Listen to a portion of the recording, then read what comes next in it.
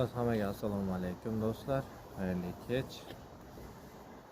Bu video motorchilar qancha oylik oladi degan haqida qisqacha video bo'ladi. Motorchilar oyligi o'rtalama $9 $1200 oylik oladi. Bu 12 soat ishlaganiga haqqi. Agarki qo'shimcha soat ishlasa, soatiga 135 TL dan to'laydi. Keyin A pravasi bo'lishi kerak. Motorchini A deb yozilgan pravasi bo'lishi kerak. Pravasiz beda qiyin Istanbulda. Oddiy bir jarima yeyishi bor. Uni o'zi ham $300-400 ga yaqin turadi. Ham motor bog'lanadi.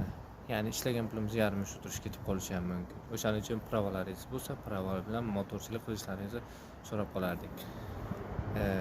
Yana ham shunga o'xshagan qiziqarli video ma'lumotlar kerak bo'lsa, menga obuna bo'lib, podpisatsiya bo'lib, ya'ni o'zlaringiz shaxsiy fikrlaringizni kommentariy qismida o'z fikrlaringizni bildirib o'tingizlar. Men uchun juda ham muhim. Kattakon rahmat.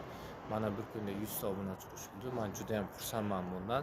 Men o'zimni yana ham ko'proq izlanib, yana ham ko'proq yaxshi, chiroyli kontentlar qilishga harakat qilaman. Hammaga kattakon rahmat. Qo'llab-quvvatlayotganingiz uchun juda ham kattakon rahmat. Alloh rozi bo'lsin O'zbekiston hammangizdan.